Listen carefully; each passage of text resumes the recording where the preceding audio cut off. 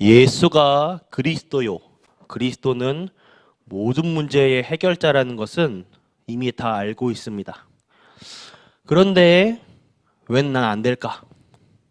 모든 문제 해결자 그리스도인데 정작 내 삶은 왜 안 될까? 우리가 이 답을 얻고 틀림없이 응답하시는 하나님의 은혜를 붙잡아야 합니다. 사도행전 1장 1절은 무릇 내가 먼저 쓴 글 누가복음을 의미하고 있죠. 누가복음에 의미하는 것이 예수님은 그리스도다. 예수님이 행하시며 가르치시기를 시작하신 글을 적었습니다. 이것은 하나님이 주시는 은혜지만 우리로서는 또 한편으로는 나와의 싸움입니다. 이 싸움에서 빠져나온 초대교회는 아무런 능력이 없었는데 세계를 뒤집었습니다. 나와의 싸움이 제일 중요해요.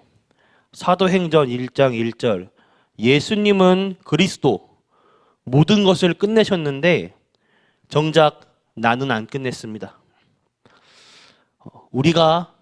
내가 못 끝낸 것입니다. 왜 그런가? 우린 그 답을 찾아야 합니다. 분명히 다 끝내셨는데 내가 안 되는 거예요.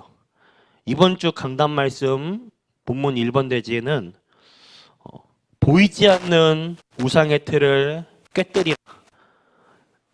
하나님께서 말씀을 주셨습니다. 유대인들은 대부분 이 싸움에 져버렸어요. 이기질 못했습니다. 근데 몇몇 소수의 사람들이 이 싸움에 이겼는데 세계를 정복하게 됐습니다. 무엇과의 싸움인가? 첫 번째로 상처입니다. 사도행전의 배경을 보면 그때 당시 유대인들의 상황, 그 현실은 로마에 속국되어 있었어요. 이게 그들에게는 상처입니다. 예수님께서 부활하시고 승천하실 때 묻죠. 예수님께서 이 로마 속국으로부터 해방시켜 주시는 그때가 언제입니까? 그들의 상처가 나온 거예요.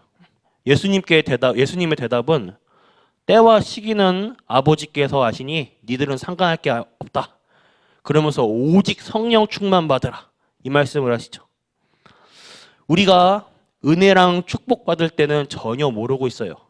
주일날 예배 드리고 구역 예배, 수요 예배, 금요 예배, 새벽 예배 은혜 받을 때는 모르는데 그 밖에 나가서 현장에 있을 때 상처가 올라옵니다. 은혜와 축복받을 때는 전혀 모르고 있다가 어떤 부분에 가서는 사람들이 상처가 올라오고 상처를 입어요. 신앙생활을 오래 해도 이 부분을 안 고치면 계속 나를 포장하게 됩니다. 이 상태에서 계속 메시지는 듣는데 메시지는 축적되고 그런데 어느 날 문제가 터지게 되는 거예요. 이 상처라는 것은 바람만 불어도 따가워요.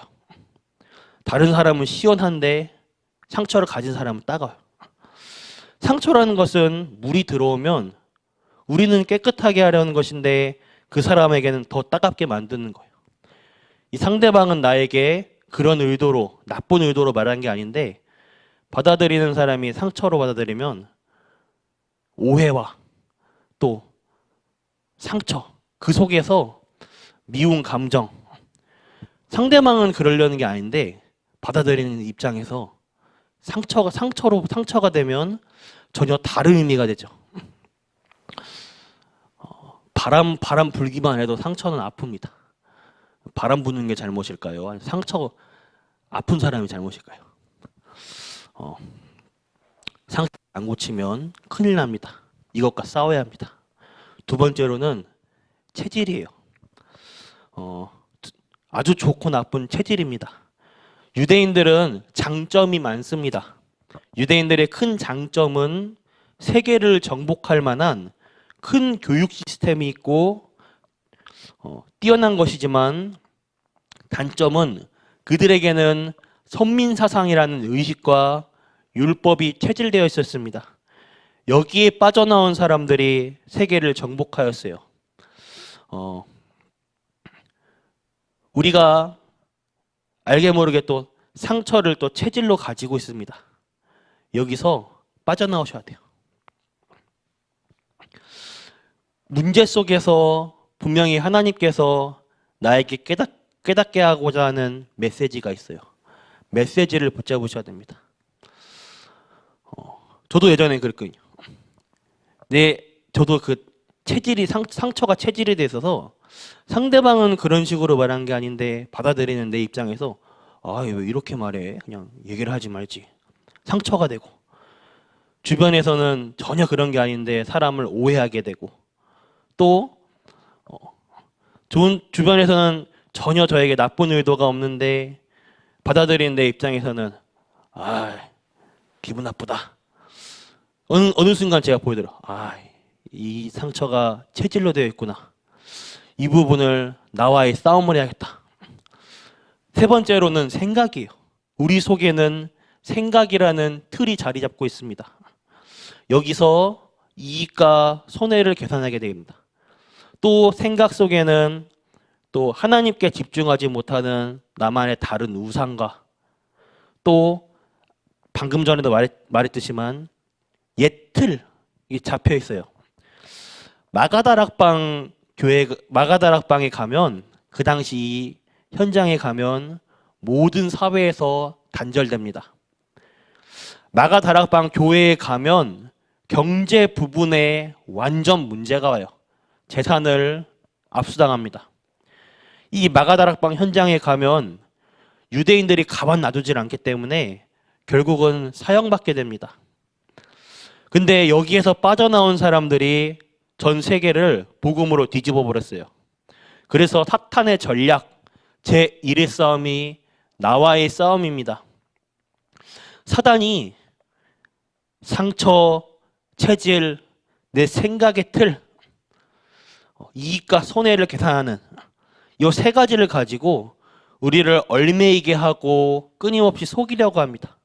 그러나 예수가 그리스도고 예수는 모든 문제의 해결자이고 지금도 기도하면 반드시 응답이 옵니다. 하나님이 주시는 새로운 힘을 얻으시길 바랍니다. 정말로 예수는 그리스도요. 그리스도는 모든 문제의 해결자요. 그 그리스도가 나의 그리스도로 붙잡으시길 바랍니다. 그리스도는 지금도 지구상에서 오직 유일하게 흑암 세력을 꺾고 있는 이름입니다. 이 언약을 확실하게 믿으시길 바랍니다. 깨닫기만 해도 역사가 일어납니다. 그래서 여러분에게 응답 오기 시작하면 이 부분들은 싹 사라지게 되는 것입니다. 결론입니다. 오늘 하루 나의 영적 상태, 영적 흐름을 바꾸시길 바랍니다. 오늘의 말씀, 오늘의 기도, 오늘의 전도, 사문을 속에서 오직 복음으로 결단 내리시길 바랍니다. 나를 살리는 나와의 싸움에서 승리하는 유일한 방법입니다. 이 언약 붙잡고 오직 예수는 그리스도, 이 언약 붙잡고 하나님 나라와 성령 충만, 이 언약 붙잡고 사도행전 1장 14절에 기도하다가 하나님의 큰 역사가 일어나게 되는 것입니다. 사람이 더 좋은 것을 봐버리면 상처, 체질, 우리의 생각 다 없어지게 돼요. 이익과 손해를 보는 생각. 그렇지 않으면요, 끊임없이 이것은 사단의 통로가 되어 나를 속이게 됩니다. 상처에 대한 부분이 고쳐져야 체질이 고쳐지게 되고 응답이 와버리면 두렵지가 않습니다. 우리에게 모든 문제가 왔을 때 문제 아닙니다. 문제가 와도 괜찮습니다. 왜냐? 문제가 그리스도를 절대 이길 수 없습니다.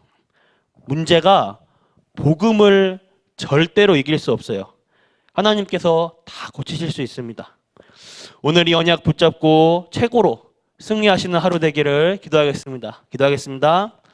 하나님, 주는 그리스도시요 살아계신 하나님의 아들이십니다.